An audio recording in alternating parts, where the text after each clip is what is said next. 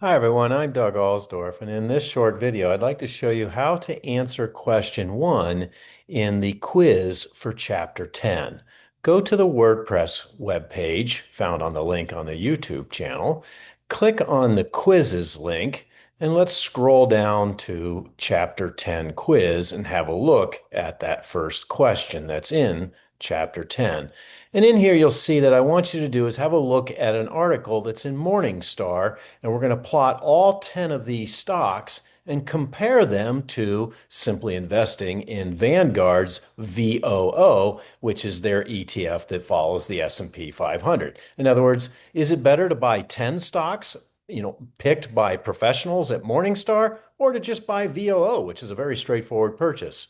Let's have a look at the article that is in Morningstar. You can click the link. There it is. And you see it was published on November 19th of 2019. So we'll start our assessment, say the next day, November 20th.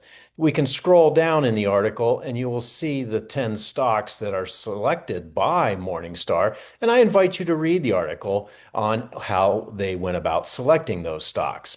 So the way you do this is you go ahead and you go to Morningstar. I'll show you just how to load one stock. And here's Morningstar's webpage. I'm going to go ahead and load in VOO, and we'll click on that and then go to chart. You see that down there. Click on chart, and we'll set this up so that it is growth with dividend on, say, $10,000. And the question invites you to set it up that way. Set this up so that it starts on November 20th of 2019, which is here, and go to November.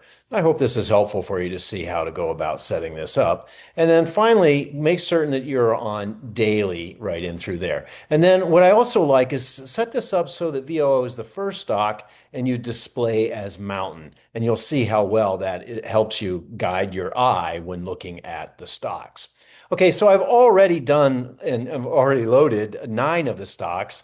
And I think the final one to load in here is, let's have a look at it, is UNH, which is United Health. So let's go ahead and load that in under the comparison. And that's what you'll do with those other 9 stocks. You'll just simply type in their symbol, click on, in this case, the NYSE version of UNH, and we'll watch it load in.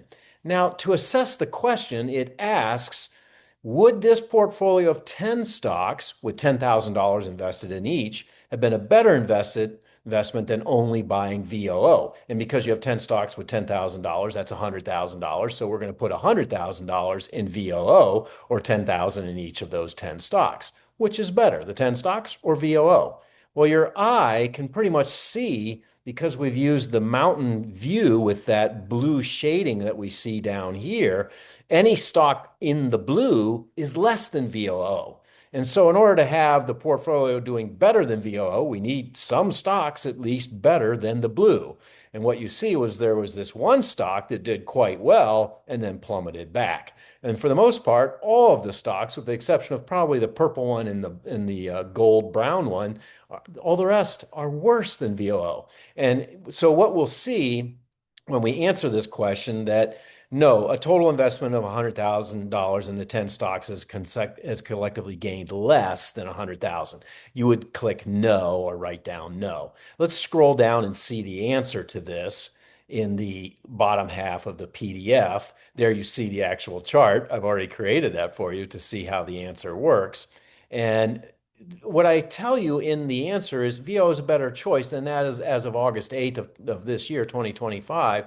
You could go in and add up all 10 stocks, and what they came to was about $137,000 after that investment starting in 2019 and ending in 2025. They would have grown to 137,000, but VOO did much, much better all by itself. This is just an example for you to understand how difficult it is to pick stocks, a small portfolio of stocks, say in this example, and do better than the easy route, which is just picking a mutual fund or an ETF that passively follows an index and reinvesting dividends, such as the S&P 500.